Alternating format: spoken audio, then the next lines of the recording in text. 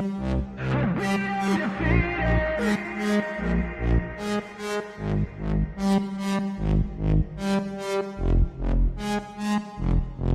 hands stable, I feel able to turn the tables, I could do this. Just keep moving, keep your hands up, stupid. I feel lucid, a new viewing. I can see the end, I can see my future, I can view it.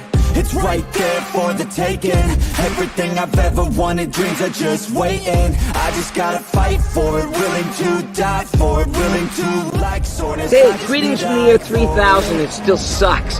This is Philip J. Price, and you're listening to the Drunken Turkey Show, your one stop for this sort of thing. Hit that button, like and subscribe. You know what to do, just like every other podcast. You guys know what to do, just like every other podcast. What is up, everybody? Welcome back to the DT Show. Please hit the like button, hit the subscribe button. We got a great show for you guys tonight. We're going to have Nick from Please Bring Me Home. He was part of the search, organized the search recently in the Jack and Lilly Sullivan disappearance. We're going to talk about the search. We're going to talk about his experience and what he learned from the search and things of that nature. So we got a great show for you guys tonight. What we have lined up tomorrow, we'll be talking about the Brown University shooting that has occurred. We have suspects still at large, I believe, the last time I looked. And there's a lot of things that are going on. So we're going to start looking at that tomorrow. And then on Saturday, I'm going to have Mike Agato. He's from California, politician. He also had his father. His father's life was taken a few years back in 2013. It's a cold case, murder, homicide. We're going to have him on the show, talk about, his father's case and also the, how it's been being on the side of a victim's a family member of a victim. A lot of people see the impact, that a person that commits a heinous crime on obviously the victim. And then we see the impact of the court system and the media system of who the suspect is and the purpose. Nobody ever really sees what happens to the victim and their the victim family member. So we're going to get an insight on that on Saturday. So make sure you guys like, comment, and subscribe. Without further ado, let's bring in Nick. He's from Please Bring Me Home. Nick, welcome to the show. How you doing, my man? Hey, yeah, I'm good. Thanks for having me on here. I appreciate it. Yes, sir. Yes, sir. It's good to have you. If you would tell us a little bit about how long you've been searching, how'd you get into searching, a little bit about yourself? Yeah. So Please Bring Me Home. The idea started around 2016. Just with a local case to Owen Sound, Ontario, that me and a few friends were just very curious about. And after we became curious about that, and that became public, more families began reaching out and wanting us to help, especially locally. And then more people wanted to join Please Bring Me Home to help. So in 2018, we actually gave it an official name. And trying to explain what it is that we do has always been difficult, but it's really, is there always something that can be done when it comes to missing persons cases? And I think there always is. Cases become cold because there's nothing really to act on. So we try and, why is nothing being acted on? Why is no information coming in? Does that mean we got to put a billboard up somewhere? Does that mean we want to do a social media campaign? Do we want to put a story out in the paper? Put anonymous questionnaires in bars that certain people hang out at in hopes that they'll mail information in. And but what we're most known for, I think, is just the searching aspect. There are cases that we will get involved in an investigative capacity, and we can talk about kind of that wall that we're keeping up when we talk about Jack and Lilly. But in this case, it's been more than, I guess it's been more than 8 months now, since they had gone missing. So we know that because there was no searching happening at the time, and it seemed like there was not anything on the horizon search-wise, we felt that we were able to get involved in that capacity. So every case is different. We have over 107. We have about 107 or 108 active cases right now, Canada-wide. We've assisted in locating over 70 people Canada-wide, whether that be through investigative work or searches or an anonymous tip that comes in that leads to the location of the remains. There's a couple that we're just kind of waiting for law enforcement to make public that they have been found before we can really speak about it, but I'm excited to talk about those ones. Really one of those, especially comparing it to Jack and Lilly, because it just goes to show that clearing an area, it's not, you have to continuously go back and search and search and search. So we searched this one area for this individual 3 times. We conducted 13 searches for this individual. And especially if it involves water and misadventure, you have to continue to go back. So, and again, we'll talk about that with Jack and Lilly about clearing an area. Yeah. And so with Jack and Lilly, we'll start off there. How did you guys get involved with Jack and Lilly's Sullivan's disappearance? I believe it was a family member that contacted you. Is that correct? Yeah. So Belinda had reached out to us via our online intake format. So a family member goes on, they fill out.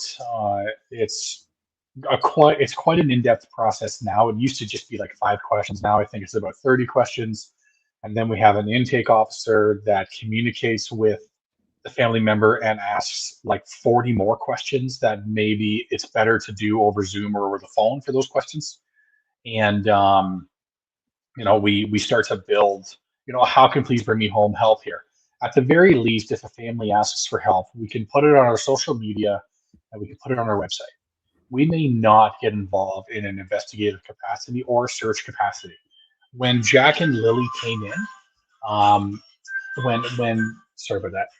when their case had come in, we truly did not want to get involved.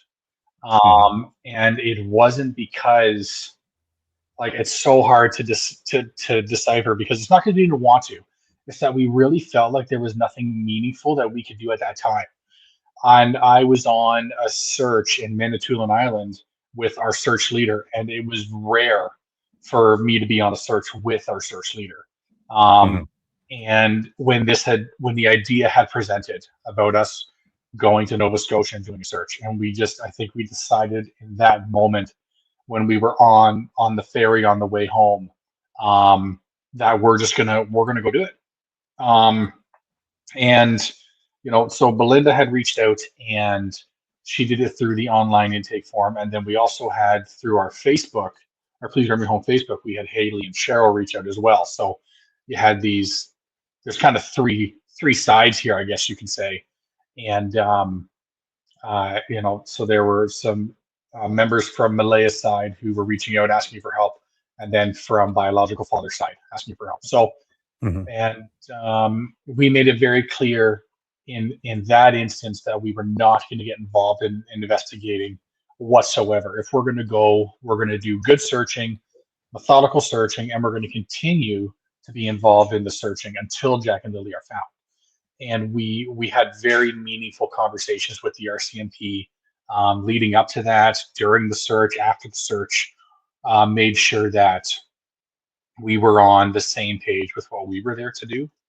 And really just, if anyone wants to, talk about their thoughts and their opinions on the case and what they think may have occurred, not that we're going to say, please don't talk to me, but if it comes to us, we're going to refer you to the RCMP, because we can't have the information get stuck with us, because we're not going to act on it. Like, we're not going to act on tips that come in that kind of flow away from this misadventure and the wandering theory. I don't know if that's what happened in this case, but that's what we're searching for. We're searching for that these children wandered off and they passed away from wandering off and getting lost. Yeah, that's to me, that's my theory. I think that they wandered off. I think the boot prints are pretty evident to that, being the distance they were and how closely they match. I mean, exactly match what Lily's boot prints that are missing that were just purchased. I mean, down to the 29 still being on there, which I'm assuming that number that stays on the bottom of the boot on the tread is something that only happens with relatively newer boots. I would assume that wears off after a while. And so her boots were just purchased in March. So those two things kind of mesh. And so once you guys decide that you guys are going to go out there and do a search for Jack and Lilly, I'm sure there are certain things that need to be logistically managed. You know, who's going to search and where you're going to search. How did those plans come together? Yeah, so this one was a bit of a mixed bag to put together because the public wanted to be involved in a search, and we've been known for kind of advocating for that public need and that want to be involved. So we put out a thing on social media inviting people out, because after looking at the map and even when we were comparing it to other cases in the past where we focused on misadventure, where these people have been missing for years, but everything had been completely cleared, everything had been completely searched, we were going in with that mentality. And after looking at the area, we knew that myself, our search director, and our search leader, we weren't going to cut it. Like, we needed more people. So we put it out online, people applied. I think we ended up with 33 active people there searching that day, and we just split them up into 6 groups. We had enough plans built for 11 groups. If 11 groups show up, then this is what we're going to do, and we're just going to keep adding to those groups. It ended up being 6 groups, but it really focused on misadventure via water. So even if you brought up the boot prints, even if we're thinking about the boot prints, and nothing can be absolute, but the boot prints are interesting anyway.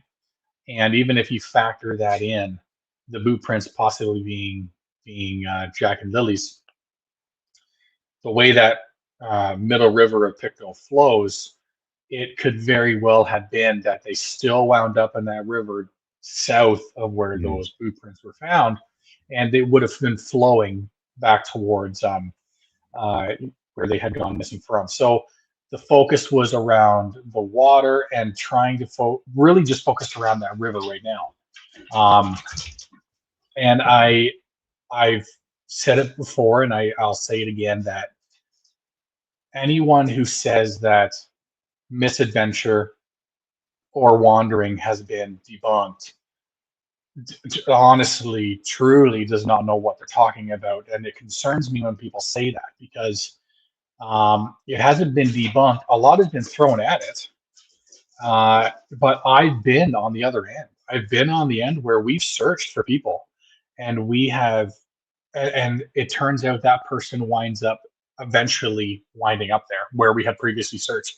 Scattered remains, animal activity, environmental factors, water, all of these things factor into it. So I think that the best thing that we can do at Please Bring Me Home is continue to focus on the wandering and misadventure theory. And if that's not what happened, then all we're continuing to debunk it. And there's no harm in that. Getting involved in any other capacity with this case, I think, is wrong. I think that people can communicate this and talk about ideas, sure. But communicating about these children, I think, is important to a lot of people. But getting involved in an investigative capacity, when I have had many conversations with RCMP, and I'm confident in what they're doing right now in the investigative capacity and the search capacity.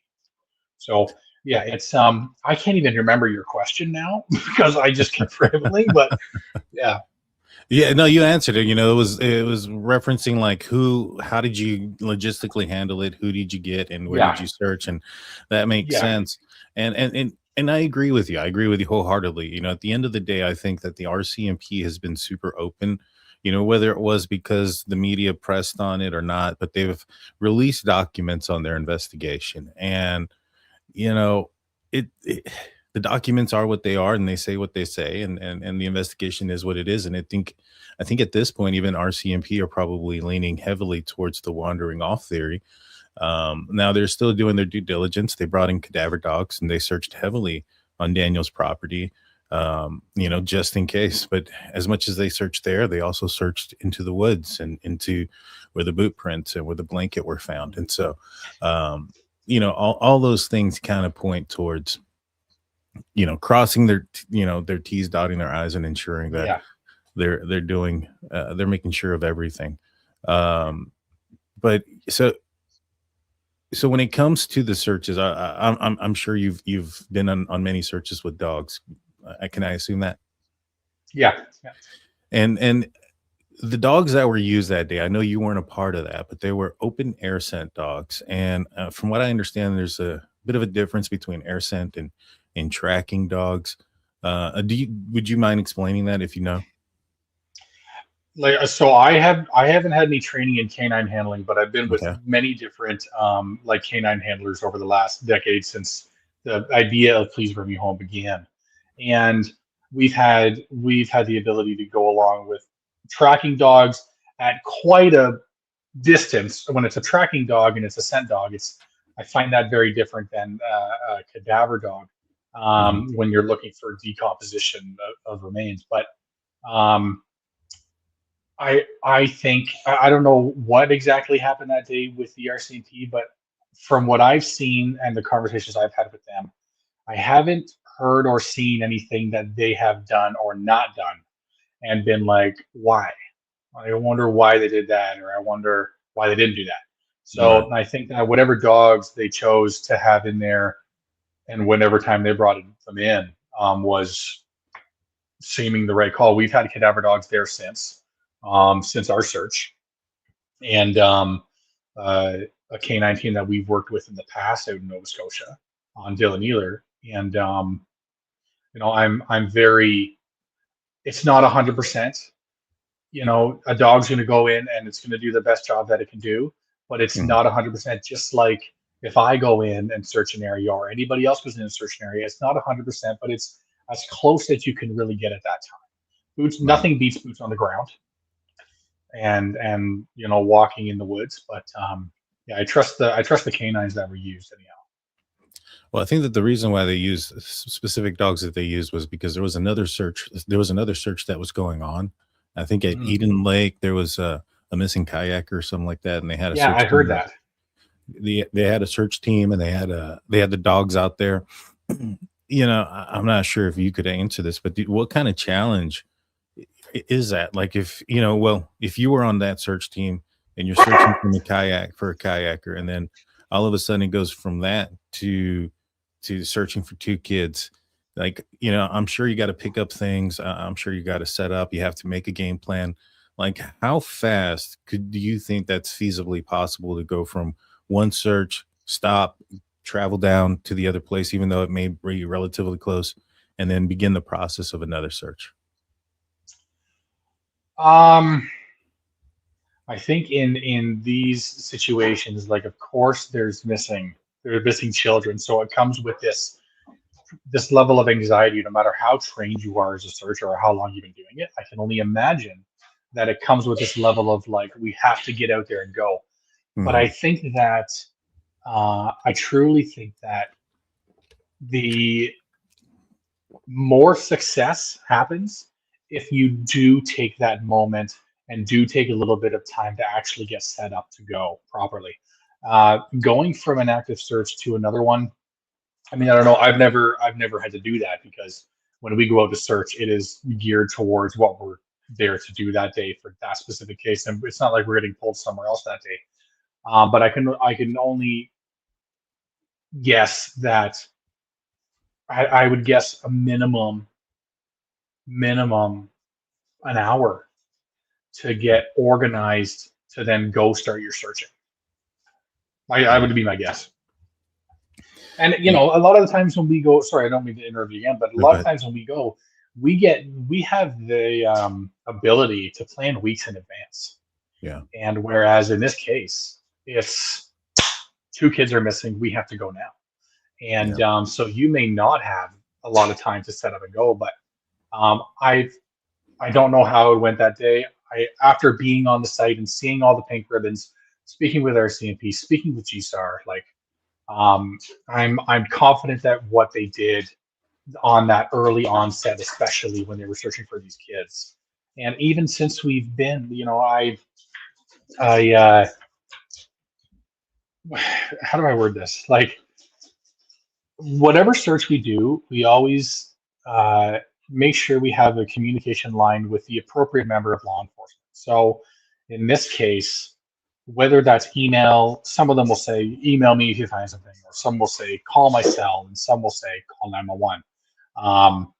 In this case, it was, we were given the private number of a lead investigator with the RCMP for Jack and Lily's case. So anything that we had found that day, we would that we felt that they needed to know right now. It couldn't wait until the end of the search day, because those were the two options. Then we would text the picture of the item along with the coordinates, and they would in real time verify on their end, is this of importance? However they did that, I don't need to know how to do that, and I don't need them to tell me that they're going to go collect it, or that they, unless it was of great importance. So this one instance, we had located a towel, and when this team had opened up the towel, there were bones in this towel. And so, I had got called over there. I took pictures. I didn't have any signal, so I had to drive up the road, and I asked the team to wait there. I sent the pictures to our forensic anthropologist in Toronto, who got back to us within 10 minutes saying those are animal bones. I still sent that to the RCMP, just in the event that, it's a picture. I trust our forensic anthropologists, but I sent it to them. And then this is in the same area that we found what seemed to be a boy's t-shirt. And I had sent it, and, the investigators did what they did to try and prove, is this Jack and Lily's? I can only imagine it's possible. Maybe they're speaking to parents or family. Is this shirt recognizable? But they got back and would tell us, you move on, don't worry, we don't believe this is related. But afterwards, when we're looking at the picture, I say this because afterwards, when we're looking at the picture, we had messaged the investigator again, and it was weighing on us about this t-shirt. And they just sent someone else. They sent someone out to go get it. And I'm like, fantastic, thank you for doing that. There was another instance where we're reviewing pictures that night, and we saw this foam in the water, in the river, in the background of one of these pictures, and you could pick out some colors like under that foam. And again, it was weighing on us, so we had sent that to the RCMP. They then, over the next couple of days, sent G-Star out, and then we also went out a few days after to just make sure that we were able to locate it as well, and we did.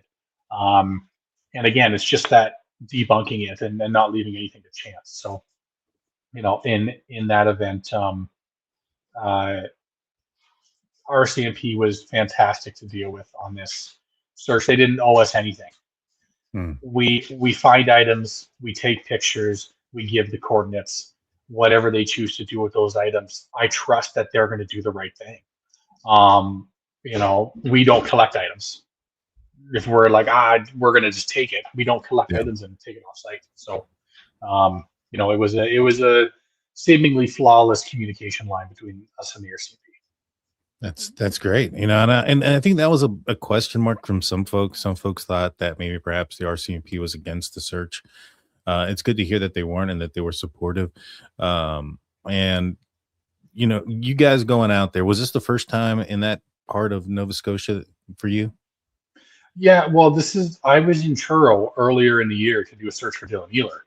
Okay. I don't normally go on searches anymore because I'm the executive director, so I'm trying to focus on, bringing on new members, assisting new cases coming on, building out the website, just whether it be, speaking at events about Please Bring Me Home, and doing more of those director things. But I love, searching is what I love to do.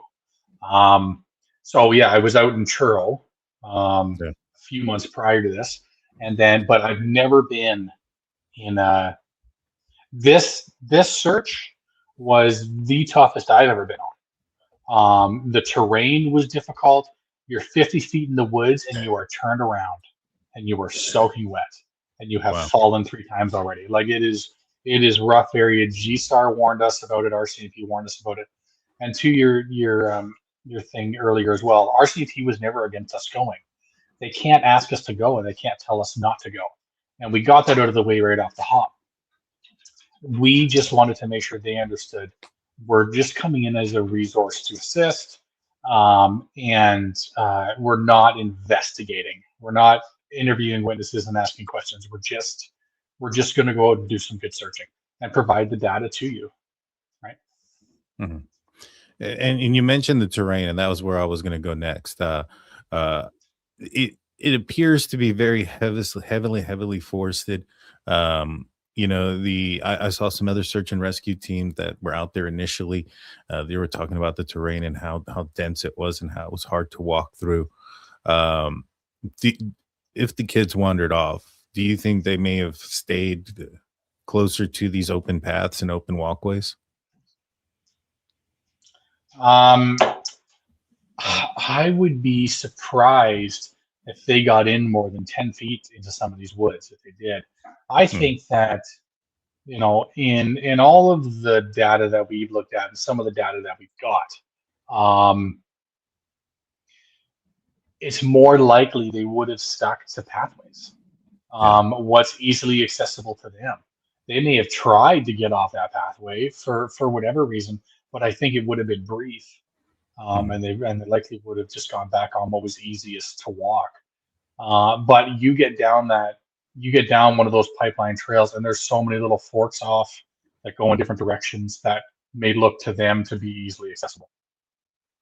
So interesting, yeah. Yeah, that was one of the things that I was wondering too about the pipeline, because I mean, we can only look from Google Earth, and Google Earth shows like a handful of trails that you can see from the satellite image. And what you're saying is, it sounds like there could be other paths that are off the pipeline that they could have walked. That makes it a lot more difficult. Yeah. In the beginning, Malaya and Daniel had notified law enforcement that the kids could have been gone for about 20 minutes. It appears, you know, given the documents and given everything else, that they could have been gone much longer than that. How important or how huge is that to have the timeline wrong, if it was in fact like an hour to an hour and 10 minutes missing versus 20? Yeah, I mean, we've seen before where if it's believed that the person had wandered into the woods, have made it much farther than anyone can anticipate, and kids even. And you know, it may not seem like much, you know, and I think that, I don't know how the RCMP and GSAR set up their perimeter, but I can only assume that it was large in scale, because yeah, the parents believe they last heard them at a certain time, or had called the police at this time, but you really have to, you want to extend that as far as possible. Let's say they went missing, you know, just when the sun was coming up at 6:30 in the morning or something. How do we know? So you really have to search there. So it's really important, if you don't have that right and you don't have that perimeter set up, it's catastrophic, because they could have slipped past the perimeter already before you had set it up. I don't think that was this case.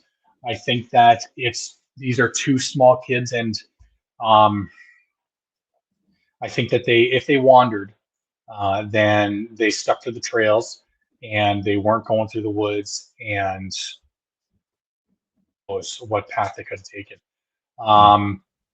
Now, when we're past 8 months, you can really start to look at not how far did they get, what time did they leave, but now we're looking at, and it's difficult to have this conversation, but how far could they have really walked before they had just laid down, passed away?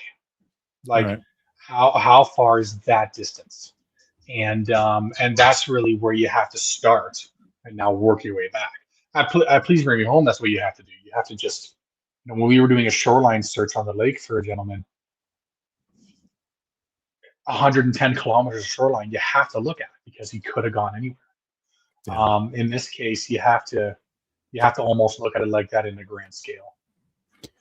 Yeah, and kids can get a lot further than folks think. There was a 2-year-old out here in Arizona that got 7 miles away. He was found, fortunately, traversed 5 miles through the wilderness, and then found his way onto a ranch, and then a ranch dog came in contact and then guided the boy home, or guided to his home, and it was a total of 7 miles that the kid had traversed overnight, and Yeah. crazy. I mean, crazy. They can. I used to work on a crisis team for over 100 kids in Peterborough, Ontario, that were under this foster care umbrella. And Mhm. one of the duties on the crisis team was, if there were if there were violent behaviors happening, you'd get called and go and help. But if they ran away, and the amount of times that we would get called to the same kid running away, we would typically always catch him before he was able to get across the causeway. And but when he had another foster kid with him at this house, those two could make it much farther, much quicker together. And I found that so interesting, and I find that interesting with these two. Especially with the data that we've been reading, is uh, more apt when two children are together. They're less likely to turn around and go back. They're more Yeah. likely to continue going forward. So I found that to be the most interesting thing that we learned when we got involved in Jack and Lily's case. Yeah, yeah, and MV, she's the one that sent me some documents, and she had Yeah. also commented on that aspect as well, because you have then I guess you have confirmation from the other person that all right, let's go. You have less fear there, and Mhm. and so definitely could have gone a lot further. Yeah. Um, and I know some folks are saying that, hey, Arizona is different than than Nova Scotia. I Well, completely. everywhere is different. I mean, but the walking, you know, however we want to come up with that equation for, okay, well, Yeah.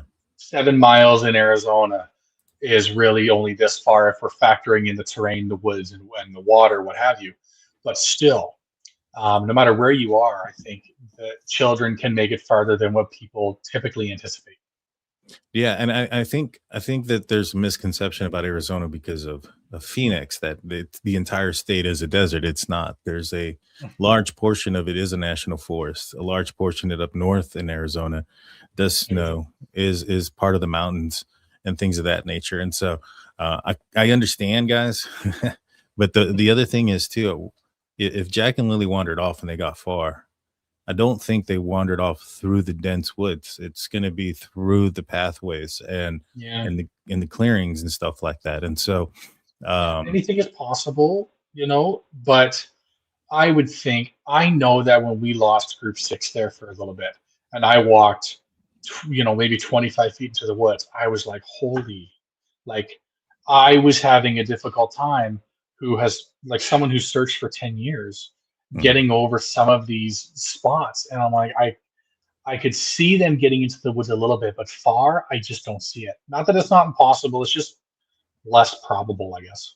Yeah, yeah. I don't think they got far into the woods. I think that they just kept walking, Mhm. and where they were going or why they were going, I don't know, but it does seem like you have a blanket, and then along the same path, there's some boot prints.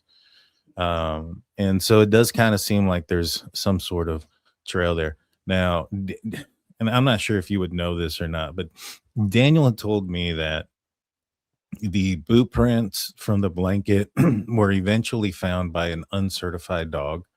And the documents don't indicate that to be true. It says that there wasn't a link there to be found, a scent there to be found. Uh, is that because the dog wasn't certified? Like, can you not, if you don't have a certified dog, can you not say that there's a link found there? Mm. I think it would be hard to blame it on the dog locating it, I guess. I mean, I hadn't, I'm not too sure about that. I know that, well, I can give an example. We were searching for Terry Shope along Georgian Bay in Owen Sound, Ontario. Mhm. And we had a cadaver dog in the boat with us. And I was with Bill and Sheba the dog, and then myself were in this little tiny boat. And the dog was sitting the whole time. We were maybe 50 feet out into the water.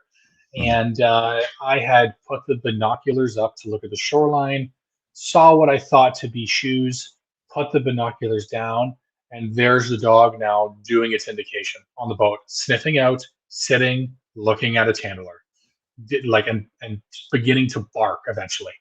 And it's like, okay, so what came first, right? Like, was it did the dog recognize my change in behavior? That's what's so hard about handling cadaver dogs. But is it possible that the dog was with the handler and the dog seemed interested in the boot prints if the dog was there, and then therefore, the dog was there when the boot prints were found, but did the dog truly say, "Hey, look at this"? I don't know. Right, makes sense. Yeah, and it was a big difference in time too. I believe that the blanket was found around 4 p.m. and the boot prints were found closer to 1 a.m. Per the documents, and so a little bit difference in time there. But like I said, I mean, the boot prints are the one things that kind of keep me out there. Do you guys plan on going back out there and searching again once the weather clears up? Yeah, when we went down for the search, kind of the thing always in the back of our mind, myself, our search leader, our search director, is get to know some of the people who are coming on the search and see if they would want to continue. Because instead of dragging us from Ontario, wouldn't it be great if we've seen people do the searching, we get to know them, we get to, do all the paperwork stuff we do, and they've had training with us. If they would continue, and that's exactly what happened here. We have, although small, 3 people to start who have agreed to go out whenever weather is cleared, and they've been out 3 times already since we left. And the canine handler has been out there once on our behalf. And so throughout the winter, just because the winter's here, I don't want people to get discouraged that there's no searching happening until spring. No, if that weather, like if there's a thaw, if there's a little bit less snow, then they go look and continue the searching. So certainly we Please Bring Me Home is involved until Jack and Lilly are found in a search capacity. I don't think there's any holes to fill in an investigative capacity whatsoever. Sometimes there is with cases that are 2 or 3 decades old, but in this instance, we're just going to get in the way if we do that. In a situation where the law enforcement may have an idea that there could be a criminal aspect to it, do they ask you guys not to search for anything? Do they ask you guys not to get involved? Well, it really depends on your rapport with that detective. We have had some detectives in Ontario call us up and say, "Hey, we know you guys are involved in this. Can we give you a call in 2 weeks? Can you do nothing and let us give you a call in 2 weeks?" And then you hear in the 2 weeks that someone's been arrested, something's been found, and we're like, fantastic. In most cases, they're not telling us not to go search. They may ask us to not do any interviews right now. Like, don't go and interview witnesses. I should reword that, because they're not asking us to go interview. They would love it if we would just never go and ask anybody any questions, I think, for the most part. Right. Because that does have the ability to completely tank whatever case they're building.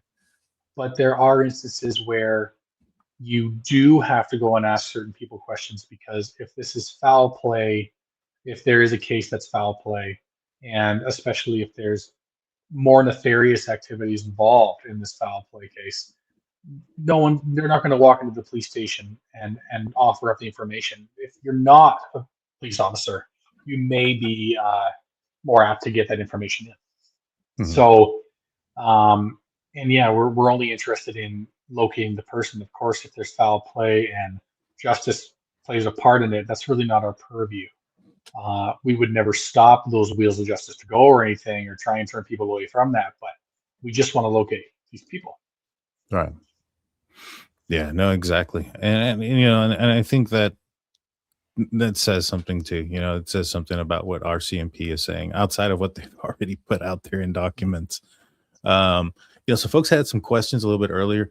Apparently there was like a lot of stir up between a blanket and a bath mat and a leopard printed sweater that was not necessarily found. I don't think it was found by y'all's search. I think it was found outside of the search.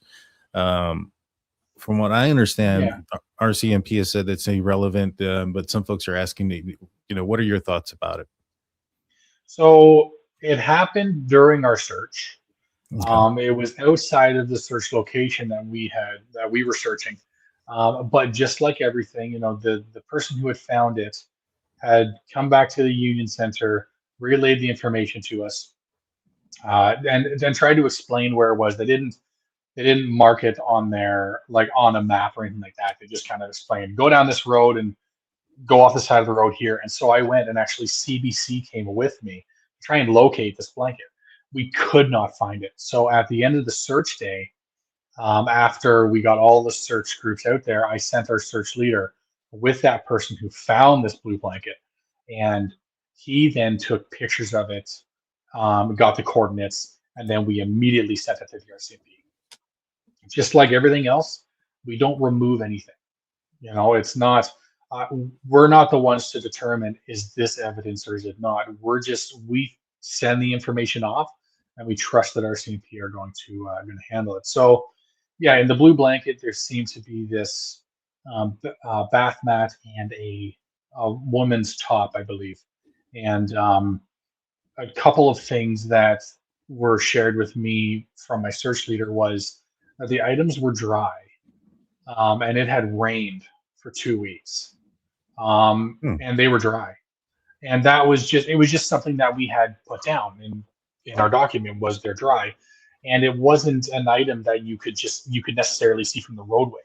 You had to go off the roadway to locate it. So I think, in my opinion, I think that um, this item was found, and you know it. The feeling you get if you've never located something on a search before, and maybe even if you have, it's this level of anxiety, like, oh my gosh, could this be something? Did I just find something incredible? And so you have this level of anxiety. This could be huge. I need to get this dealt with. And then there's kind of this dip where it's like, we're just going to leave it there because we Mhm. don't know. And, you know, there was nothing. I mean, gosh, if we took a picture on every search of every single clothing item or towel or blanket that we've ever located, we wouldn't be able to do that. Yeah. So in this instance, we had sent it to the RCMP. They knew where it was, and I just think there was some anxiety afterwards from the people who had located it, thinking it could be something, and then they did what they wanted to do to ensure that it got to the RCMP. And I Gotcha. believe the RCMP are still saying, okay, we got it, but we still don't know if we still don't believe it's of evidentiary value, is what I believe. Yeah. Yeah. No, I understand that aspect. I completely get it. You know, there's been times where Sorry, give even me my 1 second here. go ahead, go ahead. So while he goes away, there's been times where I've thought I've found something or something of that nature as well. And he's right. You get that little adrenaline rush, like, all right, we think we found something, we found a clue. You know, sometimes it leads to something, sometimes it doesn't. Here recently, I've been working with a cold case foundation on a different type of case, and we found something, and we've been working on that. You know, and that's just kind of something on the side, so to speak. So for those that are not familiar with the work that I've done, and, you know, we've helped out in the prosecution of Brian Koberger. There was the aspect where the DoorDash driver was missing, and we went and found her, so to speak. I mean, she wasn't missing like in this aspect, missing in the aspect where she was going on through some hard times, had been evicted from her residence, and law enforcement or prosecution was trying to find her because she was going to be a witness and they needed her testimony, and so couldn't find her. And we had somebody that was in contact with her, and we were able to get in touch with her. And the other thing that I've been working on is with another. He was I can't disclose too much, but he was also in law enforcement. He has a cold case foundation, and we're working on a cold case together. And so, a couple things to be on the lookout for. Welcome back, Nick. Thank you. Yes, sir. And so I can't remember what I was saying. Oh, sorry. Yeah, the blue blanket. yeah, And just with evidence in general, we don't decide what's evidence. Like, we locate it and we contact the RCMP. We give them the information, and we trust that they're gonna go and get it if they believe that they need to. They have all the information, so it's really kind of out of our hands at that time. Yeah, I know, because people have already asked in the comment section, and have asked me. But if it wasn't visible from the roadway, like, how did somebody know that it was out there? Was this part of a search location? From what I understood, it was outside of the search location. It was outside of the search location. Yeah. So I mean, I don't know. Okay. I really don't know. I know that. Well, and let's keep in mind too, like, just I'll devil's advocate myself here, because like when our search leader is going, it is darker. The sun is starting to go down. You know, just because he said he couldn't see it from the roadway doesn't really mean, it doesn't really hold any value. It was just odd. I think the strangest thing was that it was dry. Yeah. Like, so immediately when that's shared with me, there is a level of anxiety that comes down from me, because it likely wasn't out there for 7 months then. Especially in the last 2 weeks when it was just pissing down rain there. So yeah, I don't know. But again, devil's advocate myself again. I don't. Was it under a tree? Like, I don't know how exactly this was found, but it was just strange that it was dry. And every other item we located on that search, clothing, material, anywhere else we looked at that day, was soaking wet. But that item outside of the search zone, not wet at all. Interesting. Yeah, it's interesting. I wonder what, if anything, it had to do with anything. But yeah, there's some interesting aspects. Who knows? Could it have just been something that was like thrown out in the days or two prior to that? It's not. It doesn't mean that anyone's planting anything. It still leaves out is someone just throwing stuff out of their car. I don't know. I don't know. I'm still leaving it the possibility that I'm way on the fence on this. What is evidence and what is not evidence is not really our purview. It's, we just give the information, and what the RCMP decides to do with it is their thing. Well, I know that there's been a guy that lives close to Daniel that's taken ownership of the sweater and the blanket, and the property that the sweater and the blanket and all this stuff was found was on one of his friends, his sister's property. And so from what I understand is this guy does like mechanic stuff and other things, but mechanic stuff. And I know that we had Chrissy Travers call into the show one time, and she mentioned, and she's walked it back, but she had mentioned there was a liquid on there that she thought it was blood, but she's walked it back since. And, to me, I thought maybe somebody just kind of used it to wrap a tool, and what they thought was blood was oil, but, or some sort of part, and it just has nothing to do with anything. I feel that there's a connection there. It's like, who does it belong to? It belongs to this guy's friend. I wouldn't be surprised if there's just some random reason behind it. The only thing that kind of is interesting is if it wasn't seen from the roadway. Now, I know I had sent some images of some things that some of my viewers had seen on Google Earth. So I wondered if it was from there, because one of the images I found on Google Earth was a blue blanket, and I had sent it in, and it was about 4 miles away from where Daniel lives, something like that. And so it was a bit of a distance. This was found much closer. Like, it wasn't terribly far from our search zone. Okay. But it wasn't on our search zone. Like, it wasn't. Yeah, this wasn't terribly far away. Certainly wasn't 4 miles. Interesting. I thought it was further away. No, like I made it there. I mean, when our search leader went looking for it, I mean, I think he made it there in less than 10 minutes from the Union Hall Center. So that's 10 minutes. That's like 8 minutes from the search zone. So and he's going past the search zone. So I mean, it wasn't far at all. I'm just trying to think about how best to describe this because yeah, no, it was down. Like it was either down Gairloch Road or Lansdowne Station Road. Like, but it wasn't part of our search area at all. Understood. Understood. Yeah. Well, I mean, I know that some folks got mixed up with some of the search areas. When you're dealing with volunteers that Yeah. maybe aren't the most map ready, you know, they may go off the wrong way. Is that accurate? That happened this time, and it humbled me because, like, of course they almost listened to my directions too well, because I said cross the bridge and go to your right, and I did not consider that they would take the shortcut, which makes the most logical sense. They want to get to the search zone faster, so they're not going to come all the way down Lansdowne Station Road and up and around.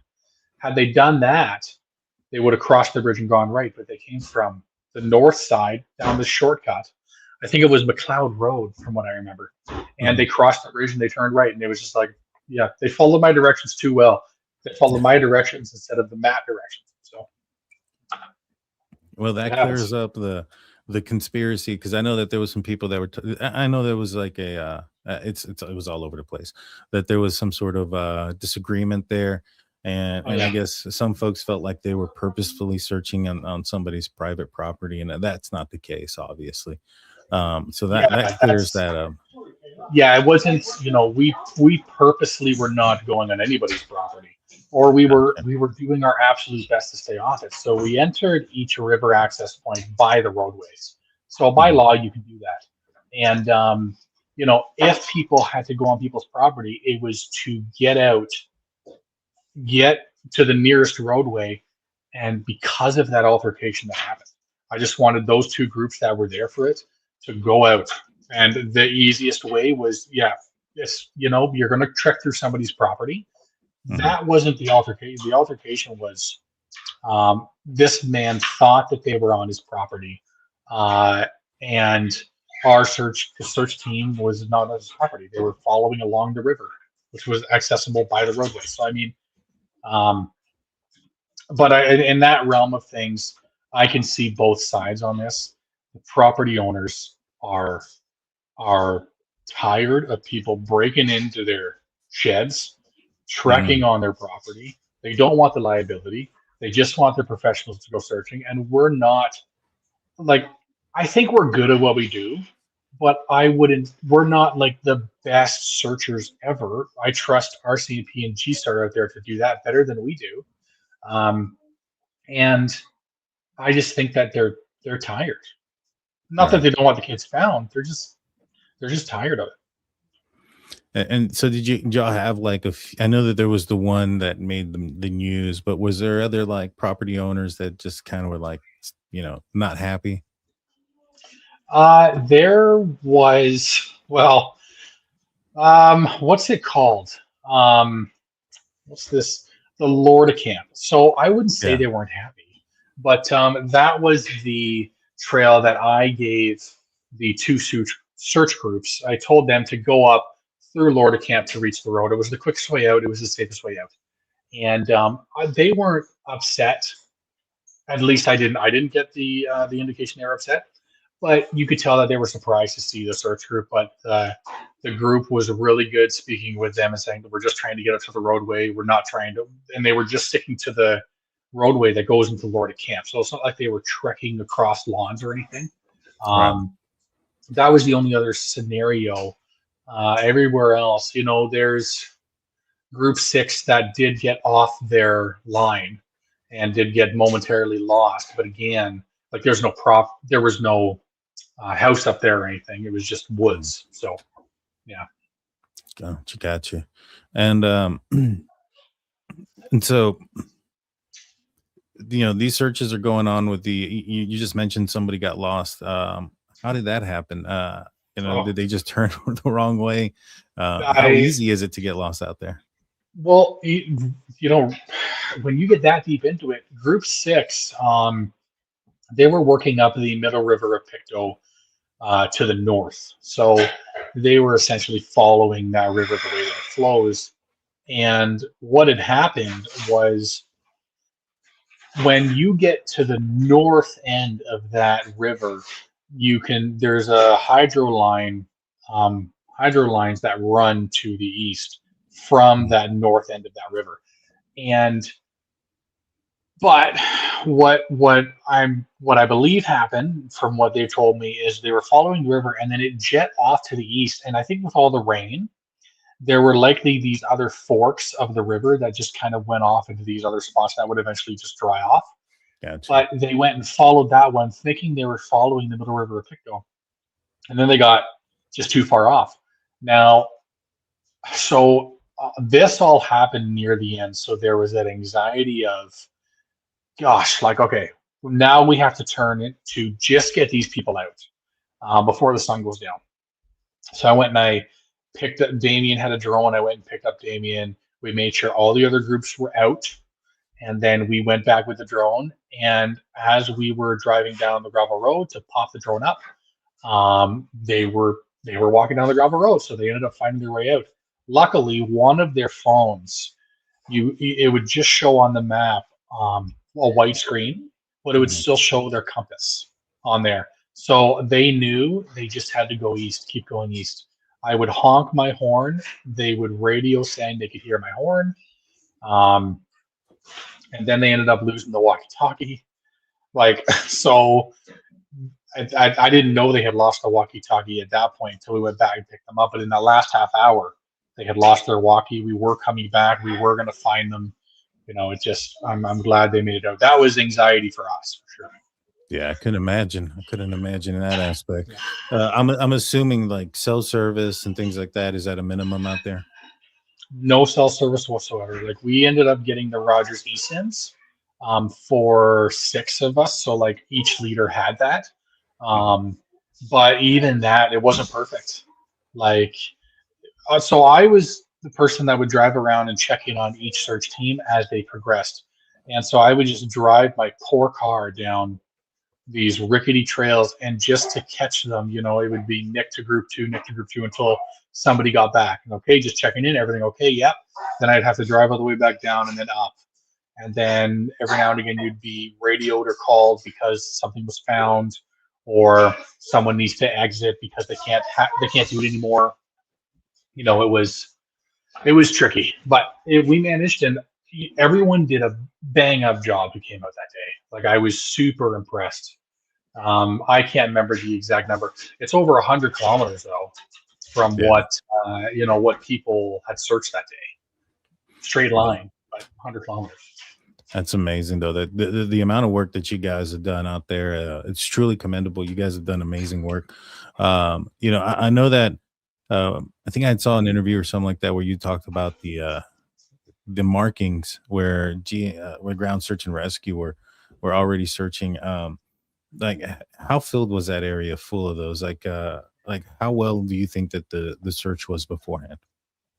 I think the search, based on what we saw, the search was really it had to have been methodical, because you couldn't see. You never just saw one flag. If you saw one flag, there were 10 more that you could clearly see. So, and it's good from us, to see that it's not just, you're not seeing a pink flag and then 20 feet away another one. You're seeing 40 flags within a 20-foot area, which tells you that it's slow.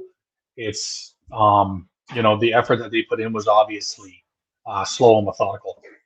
There were some areas that the flags would show up less and less frequent or more spaced apart, but that's not to say that they didn't search it. That's just to say that some could have fallen off. Maybe they took them off as they completed it. What we do is, because we're searching years down the line, we don't leave flags out, multiple lines out. We just leave the last line out. So we're taking flags off as we go down the line. But no, in this instance, they did a incredible job, just shown with the flagging tape. I mean, the flagging tape didn't wind up there. So yeah. And so we're getting, towards the end of the hour. And I know you mentioned this at the top of the show, but for those that are going to come out and say, well, if they search so great and you guys went out there and you searched behind them, they must not be out there if you didn't find them. Have you seen efforts like this before, and they not be found in that moment, and then later on found right in the area, maybe very Yeah, close? I'm glad you asked me that because I like to talk about Eric because and I know a lot of the times it seems like, oh, you're blaming law enforcement or search and rescue doing a poor job and you guys won't find them. That's not what I'm saying at all. Mhm. Um, if it's an area where there's environmental changes, there's animal activity, there's water access, and there's water access that moves and flows. Um, I don't think it's fair to ever say that it has been cleared completely or that wandering and misadventure has been done. Eric Spencer had walked into the woods in Honey Harbor, up near Honey Harbor in Ontario, parked his car in a stranger's driveway. The stranger said, "What are you doing?" And he just walked in the woods. Police were immediately out there doing searches over the next couple days. Didn't find him, Mhm. but there was no evidence that he had ever left those woods. So, 5.5 years later, when we get involved and we finally go up to do a search, we decide, and it's the first time that law enforcement gave us access to their search maps. Mhm. So there were no holes in it, but you could tell that they didn't just do a waterline search. So just follow the river the way it goes into the swamp and then into a pond and then into another river. Just follow that. And that's exactly what we did. And we located him at the north end of that, his remains. And um, the reality is that when law enforcement was searching for him, so they searched for him in that first week. They searched for him a month and a half later. They searched with him the following year, and then 3 years didn't find him. Not because they did a bad job, but it's because he was underwater at the time. And finally, when we searched, we knew water levels are low. Mhm. The landscape has changed a bit, and it was the right time, and it only took about an hour. Keith and Justin Campbell, they were just off the roadway in the ditch, and police did a search, and we located him. There's an individual who it will come out eventually. Out of respect for the family, I'm just not going to mention the name yet because I got to wait for law enforcement to release that. But we did a lot of searching for this individual, and when I look at where this person was eventually located and where we walked there 3 times and we did 13 searches for this person. And Wow. uh, they just weren't there yet. So continuous searches, continuing to look at misadventure theories, wandering theories, especially, and this place has it all. It has the animal activity, it has the changes in the environment, and it has access to flowing water. So you have to continue to just go, and that's what we're doing. When it thaws, we go. In the springtime, we go. RCMP and G Star are still going to remain involved. Everyone's going to be on this until they're found, or we just continue to debunk wandering until something else comes out. If something else does come Yeah, yeah. No, that makes a lot of sense. I'm glad you were able to, share that and be open with us about those things, because I think there's a huge misunderstanding about searches, and that if something's not found on the first search, that there's nothing there, and I think out. that's a really really bad take to have. And I'm glad you guys are there, and I'm glad you guys are going to continue to search. Is there I know that when things thawed out and you guys are going to go out there again, but is there like a planned effort of a maybe a larger scale search, planned for the spring or anything like that? It'll be. I mean, yeah. I mean, we're always down for it to be a large search again, and because now, of course, we want to look at. I feel like you got to focus on the water, and Mhm. these waterways fork all over the place here where these kids were last seen. You got to focus on that for sure. But secondarily, all and more, and even maybe more importantly, is all these trails and access to these trails. where the kids would likely have continued to walk on easily accessible areas. So yeah, certainly we're continuing to be curious about it and look at maps and plan accordingly. And yeah, it'll be I imagine another large scale search in the springtime. Well, if you guys need any help getting the word out or anything like that to find volunteers, feel free to reach out to me. I'll share it on all of my platforms to get the word out and to get the information there so we can get a consecutive, a large effort out there to try to find some answers, for the family members, for the little boy and the little girl, Lily and Jack, that are missing, so that they can find peace if they are out there. Nick, I want to thank you so much for joining me. If people want to follow, some of the things that you're doing, if they want to, maybe look up some of the missing persons that you guys are trying to find, where can they find you? Yeah, just Google "Please Bring Me Home," and we have, we're on X and Instagram and Facebook, and we have a website. And we're, if you have information, if you have, thoughts and opinions on it, throw it up on our Facebook. We're very seldom do we delete comments. It's okay if we disagree with you. Let's talk about it. And we want to hear, even if you think your tip is insignificant, the amount of times that we've gotten tips in, it's like, I don't think this is important at all. And then it's just like a bombshell. It's like, well, that is important. Go ahead and share it, any of the cases. And yeah, just continue to share these cases. Someone out there knows something for a lot of the cases that we look at. And I just, persuade people to continue talking about missing people. Yes.